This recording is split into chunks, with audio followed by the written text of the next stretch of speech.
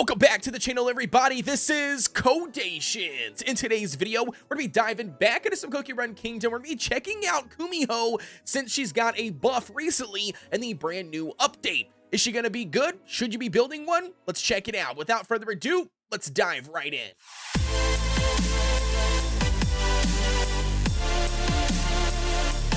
Diving right in, ladies and gentlemen, so along with the Cocoa Cookie and the Elite recent update, we've also got some changes and some buffs to Kumiho Cookie's skill. As you can see here, transformation duration is going to be from 8 seconds to 12 seconds, meaning how long she stays in transformation. And now I'm going to tell you guys that's actually going to be a problem and going to be one of the downsides when we come into doing some testing things like Guild Boss.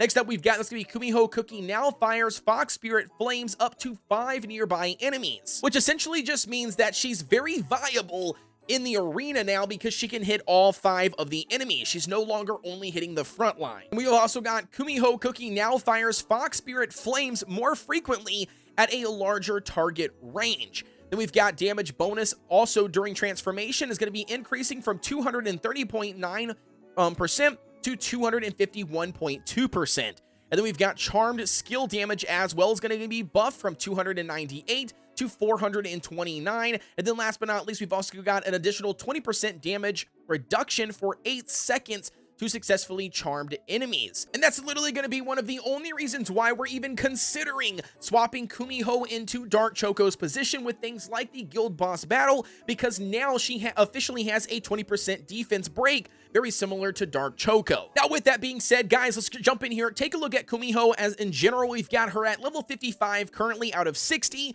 They're going to be a charged unit, so they are going to be placed in that front line. Once again, kind of going up against different types of charger units, depending on what content you are covering. And then checking out the overall skill here, we've got Somersault, transforms into a cookie and causes area damage to nearby enemies while charming them and reducing their defense.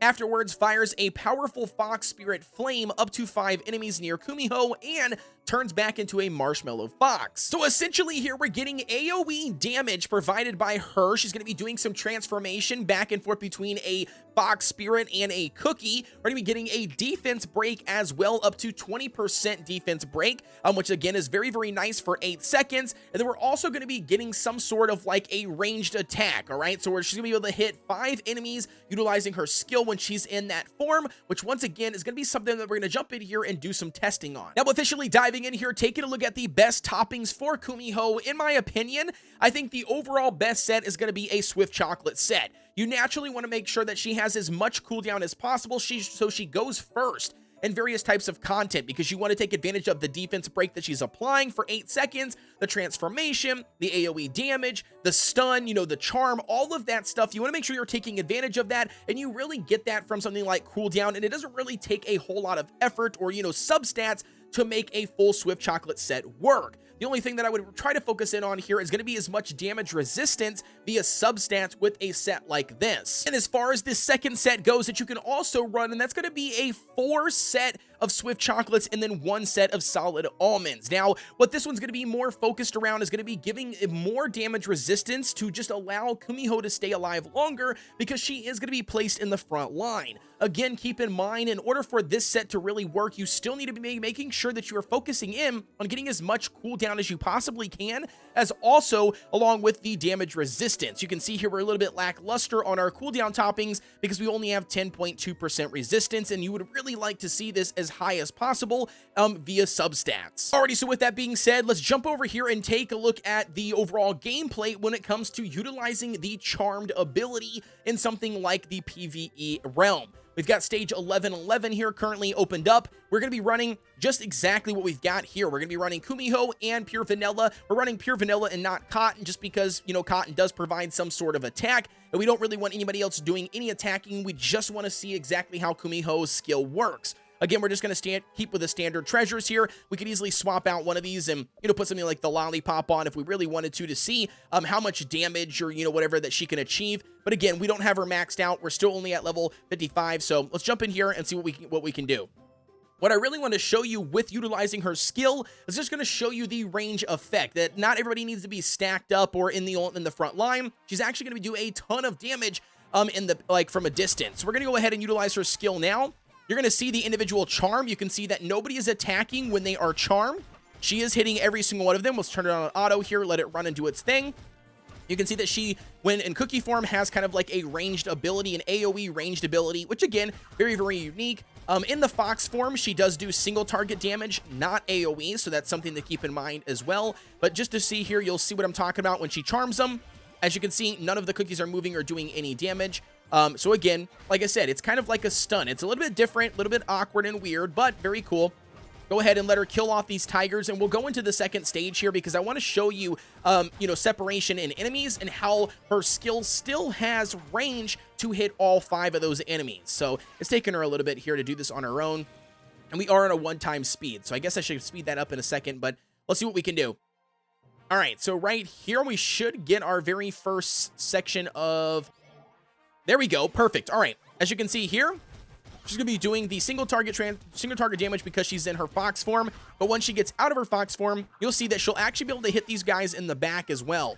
Yep, see right there? They also get hit by the charm because of the hearts, and they do not do any other damage or attacks whatsoever when they're charmed, just like a stun. But again, as you can see here, that's actually very, very good that her skill can still hit all 5 units, even if they are way in the back. That makes her very viable in something like the overall arena. Alrighty, so now that we've got a better understanding of exactly how Kumiho's skill works overall, like I said, I cut the battle short. We weren't going to complete it in the amount of time just because it takes forever for Kumiho to fight on a 1-time speed. But nevertheless, we're going to jump in here. I want to show you guys a little bit of guild boss battle. Because Kumiho has a 20%, defense break, just like Dark Choco does, is it viable to use Kumiho in the guild boss battle? And I'm going to be utilizing the standard composition, the meta comp for guild boss. We're utilizing Licorice, Vampire, Sorbet, Poison Mushroom, and then we're going to be utilizing Kumiho. Now, naturally, I would be using Dark Choco here instead, and then for the treasures, we're utilizing the Scroll, the Slingshot for additional, defense break, and then we're going to be utilizing the Jelly Watch for the overall cooldown. We're going to be hopping in here on a practice mode of a level 41 dragon, so let's go ahead and see what we can do, and just give you guys an example. We're going to be utilizing Kumiho first, and then I'll do a run right after that, utilizing Dark Choco. Nothing changes in my rotation. Everything should be exactly the same. So we're going to wait till we get to this line here, and we're going to pop off right where we would do Dark Choco, Poison Mushroom, all the same, Vampire, Sorbet, Licorice a second time, our Slingshot. And as we can see here, one of the major problems is going to be the transformation for Kumiho. As you can see here, her skill does not go on cooldown when she's in transformation, and that's actually going to be the biggest problem here when you're trying to utilize them in the guild boss battle, because you don't get a second run. You get to utilize her skill once, but with somebody like Dark Choco, you actually get to utilize this skill twice because that cooldown does start after he utilizes his skill. Kumiho's does not, and I think that's going to be the massive downside when it comes to utilizing Kumiho in certain types of content. But for now, let's go ahead and swap out Kumiho. Let's throw in Dark Choco here really quick. I'm just going to show you guys a brief example of exactly how this can go. Again, keep in mind, Dark Choco is level 60, Kumiho's level 55, so there is going to be a slight difference in overall damage being dealt, but I just want to show you the difference in cooldown and how you can still get 2 attacks on DC versus somebody like Kumiho, where in transformation, her cooldown doesn't pop. So right here, Poison Mushroom, DC once again. We're going to rinse and repeat a little bit early on our stuff, but that's okay. Just trying to show you the overall skill. As you can see here, we've got the countdown timer. DC still alive. Kumiho was still alive too at this point, but by the time we used Poison again, Kumiho was still once again not available. So we're going to go ahead and click all these, hit everybody here, do as much damage as we possibly can. This should be 4.4 mil, I believe. Let me see. Ooh, 4.6. Very nice. So you guys get at least an understanding of exactly how that works. I mean, just because of the transformation, that's what's really holding back Kumiho from taking Dark Choco's position in the guild boss battle.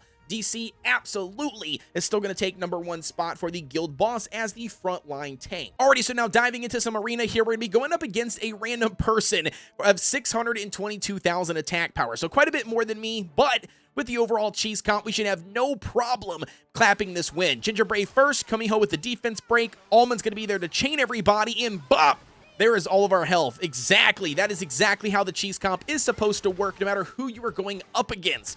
So like I said, guys, we're just swapping in Kumiho for where Tiger Lily was to just really take advantage of the overall defense break instead of that stun because people are running Coco. Alrighty, and then officially jumping in here to a second arena match. This time we're going to be going up against Billy Message here, or MSG. They've got 655 or 54,000 attack power. They're going to be utilizing this composition here. My treasures are a little bit better as well. So let's see. Let's see what we got here. Let's see if we can actually take on Billy.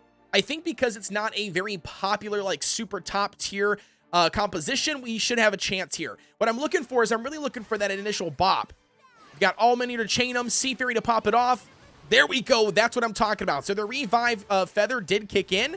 And you can see that because the HP came back, so one cookie had died and another one got back brought to life. But again, very, very good. That's pretty much what we're looking for this cheese composition. And there you have it, ladies and gentlemen. We were able to clap the win there at the very last minute. Like I said, guys, Kumiho is just going to be pretty much taking the place of Tiger Lily in the standard cheese composition. Nothing else too crazy here. You just want as much cooldown as you possibly can get on Kumiho to make sure that Kumiho does go first. Like I said, at least getting that 16.5, 16.9%. Once you get over that, anything else is just extra. I would honestly try to focus on getting as much damage resistance as possible. And then pretty much just to, wrap up my conclusion here, Kumiho is nice. I think Kumiho and the buffs and everything that they have changed and added to her overall makes her a better cookie and a more viable cookie. Now, will I say that she's the top tier, the SS tier?